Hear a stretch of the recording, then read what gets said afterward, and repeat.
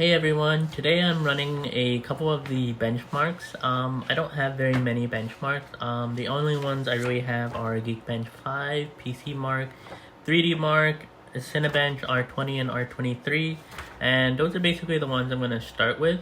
So I'm going to show you guys where we're sitting at idle.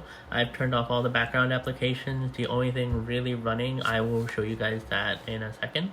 Let's take a look at that. So the only thing we really have running is the NVIDIA settings, hardware info, so I can look at all the information, Windows security, and Bluetooth. If we look at the temperatures we're running at, for the CPU temp, which is right here on the right side, the GPU temperature currently. So if you take a look at the legend real quick, the way the columns work out is current, minimum, max, and average. So currently we're sitting for the GPU at 27C, maximum was 32, average 28. For the CPU, we're currently sitting at 32.8. So we are sitting at about 23 degrees Celsius ambient. So about 10 degrees higher right now, which is fine. We're running stock settings. I didn't change anything. The fan curve is also stock. It can boost up to 100% and it's basically idle at 50%. So let's get started with the benchmarks.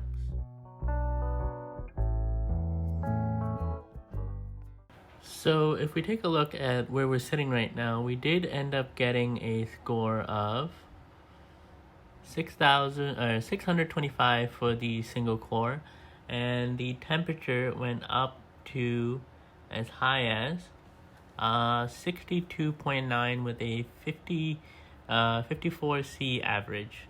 So right now the temperatures are coming back down rapidly. We're at 32.9, but if we looked at where we started for the AIO temps, we started at about 28.5, so it did heat up a little bit.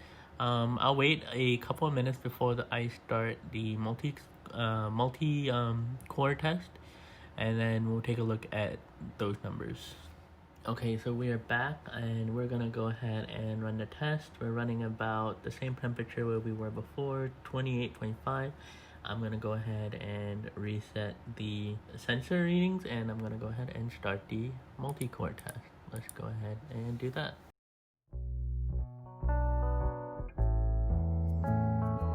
Okay, so the test took about like a minute to complete, and we're sitting at 6,051 for our multi-core test. And if we look at the temperatures where we're at, we did peak at about 81 degrees Celsius, and it was sitting around I'm trying to see where the clocks were sitting around. It was sitting around 4.77. You can go ahead and take a look right there. I can't zoom in any further, but if you look at I'll do this in editing, but if you look at these these maximums here, you should probably ignore a couple of them if they go above 4.8 or 4.5, but all core generally is about 4.576, 4,576 megahertz, all core. So that's pretty good. It's not exactly 4.7 as advertised, but single core is 4.7. So now I'm going to run the same test on Cinebench R23 if you guys are using that, so you guys can take a look at that.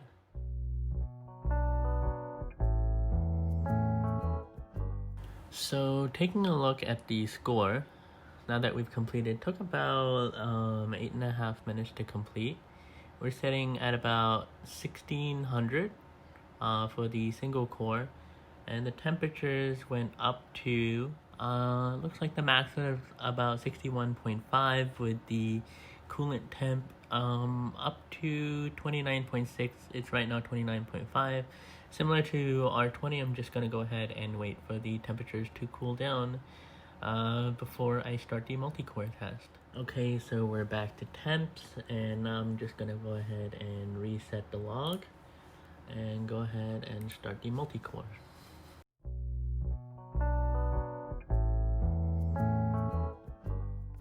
Okay, so the test completed in about 1 minute. We're sitting at 15,473. I am going to go ahead and put some comparisons to other generations of this particular chipset with Cinebench, so you guys can take a look at that. And as for temperatures, we were sitting at, for the CPU temp, we're sitting at a max of 86.3. And given that it was only there for about a minute, that's not too bad. And the all core looks like it went up to 4.58 on a couple of them, 4.56. So that's what I'm guessing the all core boost was, is up to 4.586. And if you look at the wattage, yes, if you look at the wattage, the CPU PPT, it maxed at 127 watts, and that's essentially what we got. I believe it's either 105 or 125 watt, but that's pretty good if it's boosting 20 watts above the advertised.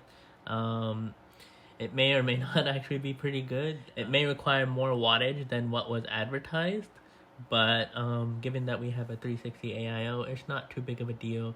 If you look at the max temps of what the AIO was, it was 30.8C. We're already dropping down to 29. We're at 29.4, and we started at 28.5.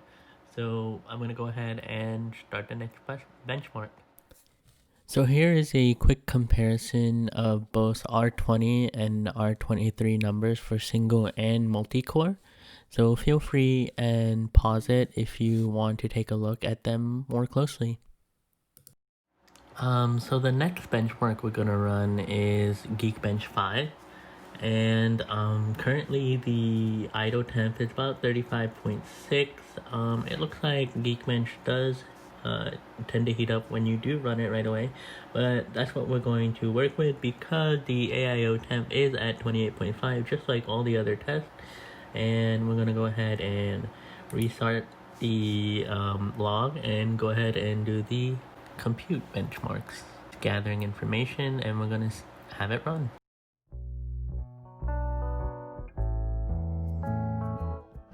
Okay, so the test is done. We're sitting at about a single core score of 1698 and a multi-core score of 10,405. I will put some other systems up for comparisons, but this is basically our system. Right here, you can go ahead and pause and read it. I'm gonna go ahead and just maximize this so you guys can take a look at a couple of the scores. Just going to go through it quickly. You can pause and see if you're interested. These are single core performance. As for multi-core performance, so if you are interested and you want to look in more details, these are the scores. I'm just going to quickly scroll down and feel free to pause and look at it if you're interested. Of course, ray tracing, so important. Yep. And for a reference of the temperature, we hit a high of 84. Looks like the core clocks actually did not boost all the way if you look at the averages. So this test is actually pretty cool. So this one is the maximum of all the core clocks. It didn't actually boost any of them to max, which is 4.85. It actually made sure to utilize a lot of the cores and to boost them as high as they can. So these are I like this. I actually like this test very much. This is a very useful test. So I'm going to go ahead and save this, and we're going to go ahead and look at how we did compared to. There we go. It is uploaded January 7th. Everything is here if you're interested. Yep. Okay, so I'll take a look at that, and it is a valid benchmark. Going to go ahead and save that. And we're gonna go ahead to the next test. So these are the single and multi-core scores for Geekbench 5. Go ahead and pause it and take a closer look at the scores if you want.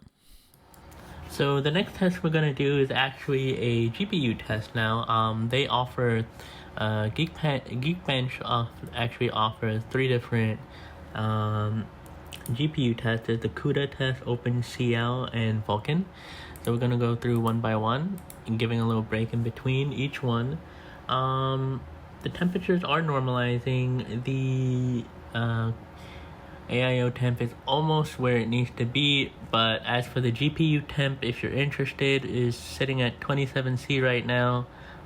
Very, very cool. It is liquid cooled, so it will help. Our CPU temp is about 35.8. It's almost, there you go, 35.5. So we're gonna go ahead and start the test now. What is the CUDA test? Go ahead and reset and go ahead and start the compute benchmark.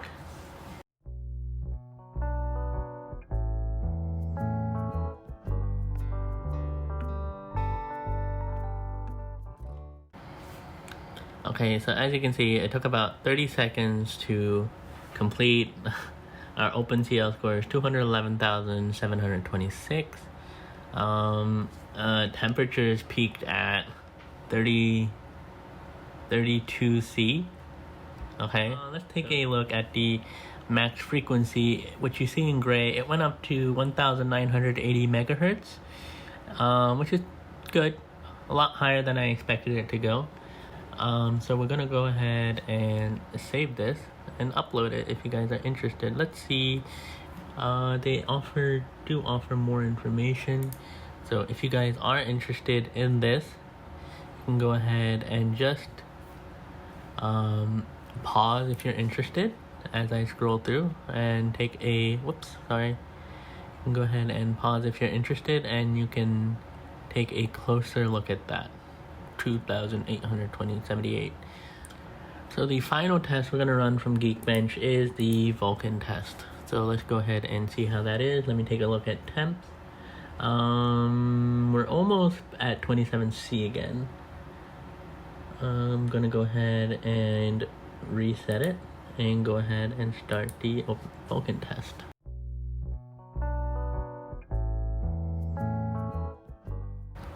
Okay, so another quick test. Vulkan is 152,815. If you guys are interested in the details, feel free to pause and scroll through. These are the OpenCL and Vulkan benchmarks. If you would like to take a closer look, feel free to pause it and check it out. So the next test we're going to run is the PCMark 10 Extended. So the only difference between PCMark and PCMark Extended is that it does have a gaming benchmark, which is basically Firestrike. So, you know, two birds with one stone. So temperatures are normal again, and we're going to go ahead and reset our clock for logging and go ahead and run it.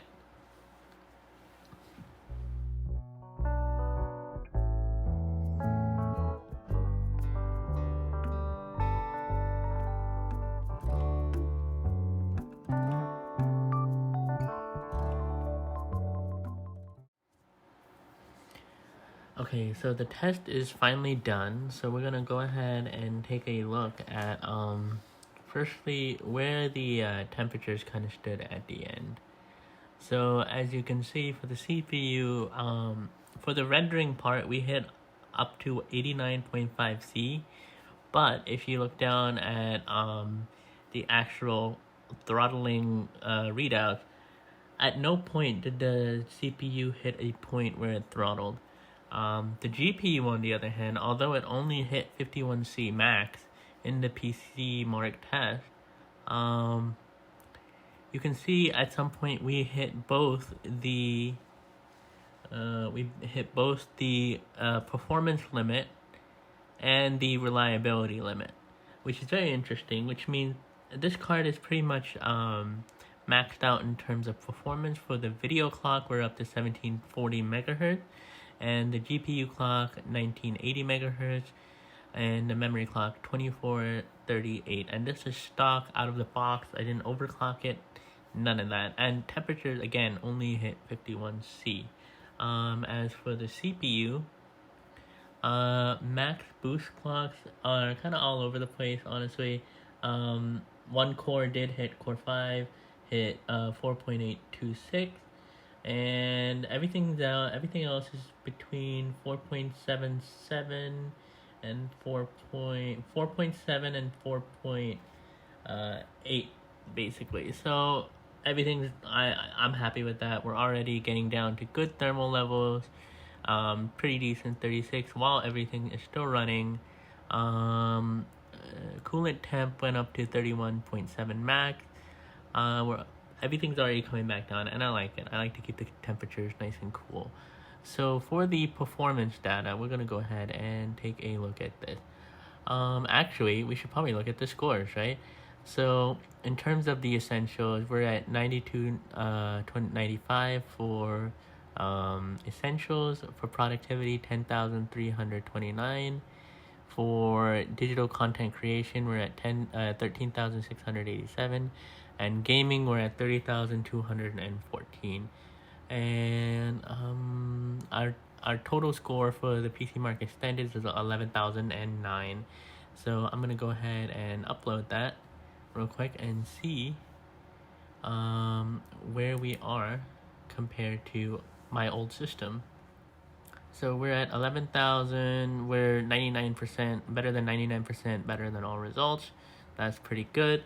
Now, what makes it stand out? Let's see if we look at detailed scoring, default settings, gaming. So these are all the readouts you can pull up.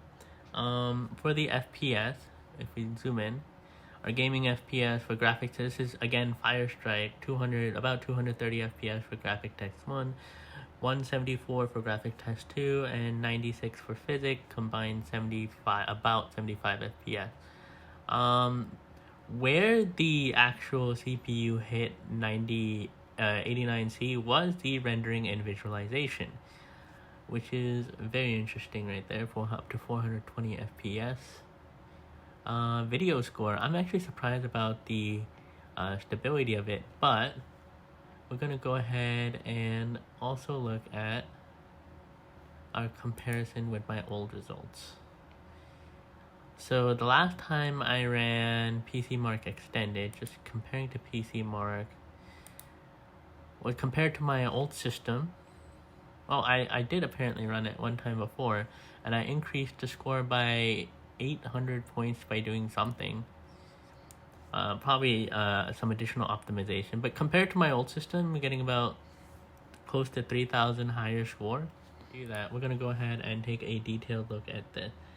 So we can, the clock frequencies here kind of goes 4.88, dips a bit, again 4.88. These are just the CPU clocks, and we are maxing out most of the time. There are some dips here where it dips 4.878, and this is during the app startup. Awesome. The GPU clock is kind of all over the place. This is the memory clock, right? Core clock. The 1725 and 10,000 right here. The gaming one, we kind of want to look at the gaming one, so let's go ahead and look at that. So for the video editing, we're up to 1950 core clock there. Gaming 18. Yeah, this is the graphics test 1, 1830. Graphics test 2, 1920 megahertz. And this boosts up to 1950 for the final physics and for the final combined test. So in terms of temperature, if I can compare both of them at the same time, that would be amazing. But you can't. So this is just the CPU temperature. You can kind of see how it lowers and rises based on the clock. And there's a beautiful graph coming up on the app startup. Again, it ramps up, ramps back down, ramps up, needs additional processes, keep ramping up and ramp back down. I love this. This is all beautiful to me. Now this is my favorite chart to look at, is the app startup.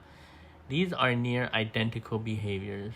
Peaks at around 57 to 58, dips down to 44. Now this may be what the processors was doing, but the fact that I could essentially transpose these on top of each one, and it would be near identical, that's beautiful behavior right there for the chip.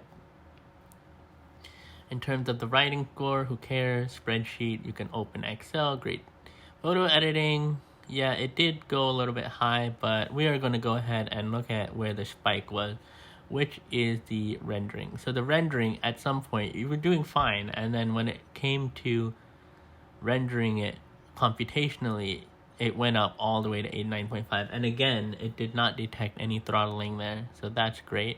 And if we look at the CPU load, yep, that's when we hit 100% load.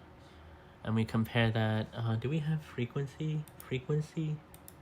Yep, so that same kind of CPU load, same rendering, we drop down to 4.523, and what this tells me, this is an all-core frequency.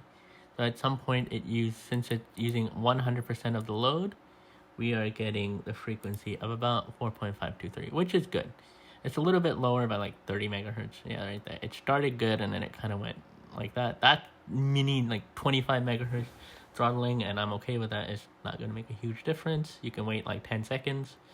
Again, for the physics test, let's take a look at the temperature there again. So this is CPU temp. Yep, we did have a bit of a rise up to 72, and then the mirroring behavior of that was to slightly drop the clock, but not by much, only like 100. Oh wow, actually 150 megahertz is significant. Same thing for here for the combined. You will probably see the same kind of temperature spike. Yep. So they are inversely inversely related. There you go. But yeah, all right, now we're going to do the final test, which is the Timespy, which I'm super excited about. I've been waiting all day to do this. Okay, so the final test we're going to run is basically Timespy. We're going to go ahead and reset the temperature and go ahead and get started. I'm also going to be running Timespy Extreme. Hopefully this doesn't have a problem with Windows requesting. I have been having that issue with a couple of tests. If you guys look at the time lapse, you will see it. But I hope everything will run okay. So hopefully let's get started with it.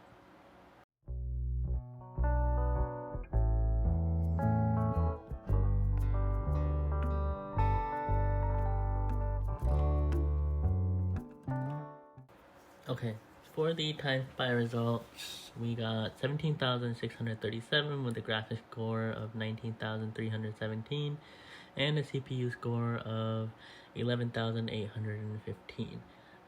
If we take a look at the behavior here of how the test ran, I love these charts. These charts are my favorite. So if we look at the frame rate, essentially we're somewhere between 110 and 180 for the first test. Temperature wise, we start at kind of a high temperature. That's okay. So the CPU is about 40. Unfortunately, come on, dude. Okay, well, it's somewhere. I just see the what is it? The CPU temp is somewhere between 50 and 56. Okay, well, that's what they'll tell me, but it's gradually reducing, and they kind of meet up right in the middle here. But the important thing to note is the GPU temp didn't cross 50 in this test. Load was about 99%. It dipped at the end about 97, but that's okay. Frequencies we're looking at is, again, this kind of sucks that the frequency at the bottom here is overlapping each other, but that's okay. We're looking at a clock of 1,815. And if we move up to the second set of tests, again, temperature did spike a bit up to 58 C for the CPU, but again, that's from like it's a single core ramp up just to load the process. And then the GPU temp stayed around 48. It's very, very consistent throughout. CPU load is consistent. The CPU frequency kind of did dip all over the place. It did dip a little bit towards the end here. I'm not sure why. The temperatures were doing very well for it. And as for the frequency stayed between 1800 at one point. And so yeah, about 1850 to 17 I'm gonna say 1720, and I'm just gonna say 1725. And I can't read that because it's blocked.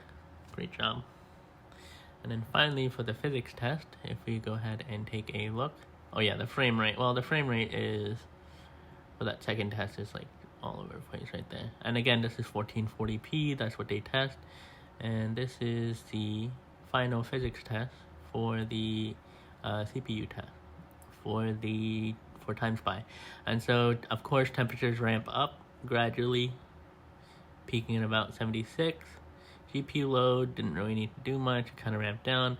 Frequency, because it's all core, we see close to 4.6, but again, very, very good performance here. I'm happy to see that. And by the end, the GPU completely clocked down. So we're gonna go ahead and just run the extreme version of it. I'm gonna go ahead and compare the results online, and we're gonna take a look at how we did. So okay, this score is better than 99% of all results. That's fine. And apparently it's not a premium gaming PC because I don't have a good chip, but that's okay. Relatively, it's a great chip, honestly. I don't know why they do this, and that's not nice at all, in my opinion. But okay, we have a couple people above 18,000. I'm close to there, but again, this is all stock. So if we go ahead and compare the results to what we had before, my results. The first time I ran this test, we're at 3DMark Timespy. First time I ran this test, I got 17,259. After just minor optimizations and no overclocking, I'm at 17,637. In terms of my old system, I mean, we're gonna go ahead. So I believe this was one of my highest, 9391, 9391, correct? 9313. I believe this 9319, 94, 94, 97. So we're gonna compare this. This is my best result with my old system overclocked compared to this one. And we're just gonna compare those and see what the comparison looks like. Okay. Again, 2700X versus 5800X. There's honestly no comparison, but there we go. Radeon 7 versus NVIDIA GeForce. Obviously you can see this is overclocked. It did better, like twice as good as this last one. A couple of them, the CPU scored only about 30% better, which is interesting. Graphics scores is twice as good. 3DMark overall is twice as good. Yeah, but only a 30% increase in the CPU speed. So if you have a 2700X, it's not a bad CPU. I believe this was overclocked at 4.275 all-core. So that's great, actually. You know, it's a great card. So can we expand these? No, can we expand the information? Yeah, and the information you should be able to see. So memories, obviously this has 4 or 8 more. This was overclocked. Memory frequency about 1200, again also overclocked. The GPU of the 3090, this is all stock. So they're close to identical numbers, so you can see this is just an architecture difference. Temperature, they didn't tell us. This would go very, very hot, like twice as hot as what you see here. Identical basically, just this scores higher in terms of frequency. This was better, way better in terms of temperature. This never crossed 70°C. This one continuously does, like consistently. If we just compare the systems overall, X570 Taichi versus X470, yeah, 970 versus 980. That's it. Hard drive is about the same. So we're gonna go ahead and just run the extreme version of it, and we'll see how that turns out. Okay, so now we're just gonna run the final test, which is Timespy Extreme. This is the 4K one.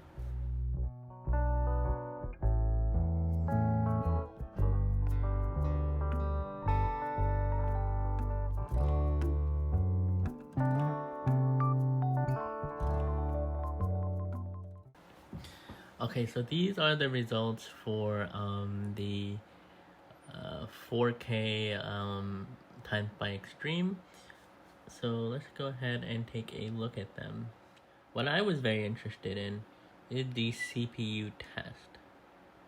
So temperatures spiked at about 80°C, and frequency, yep, it did dip along with that. If you look at the purple bar at the bottom, I'm gonna go ahead and zoom in. I can't get both of them in, can I? I absolutely can. So if you look at the frequency for the CPU test, it was very, very jittery, about 60 to 65 milliseconds. I'm not sure about the frame rate on that. I would have to calculate it. But yeah, 80°C, and then we drop about to 4.7. And the utilization doesn't show utilization. It does not. Oh, wait, do I have to click it? CPU, GPU load, CPU frequency. It does not give us the option to see the utilization. CPU, nope. Okay, well, that's great. Let's just compare it to what we already have. Okay, so 95% better, not exactly 99, but again, this is all stock. And we're going to compare it to, I believe I ran a similar test. There are people who did hit the 10,000 marks, which is, you know, great for them. I'm sure overclocking would bring us there, but it's a good result. Let's go ahead and just compare it to what I had before. I don't think I ran this test. So 3DMark, Timespy. So this is actually, this is the regular Timespy, correct? Yep. And I believe we can go down to about 6,000. Yep. So we're going to compare this, and we're going to compare that. So let's take a look. Again, for 4K, for reference, this was not as overclocked as the other test, but yeah, it's fine. So twice as better in terms of graphics score. Now CPU is what I'm interested in. In terms of scaling, it's the exact same scaling for 4K, about 30% increase, same as the regular Timespy.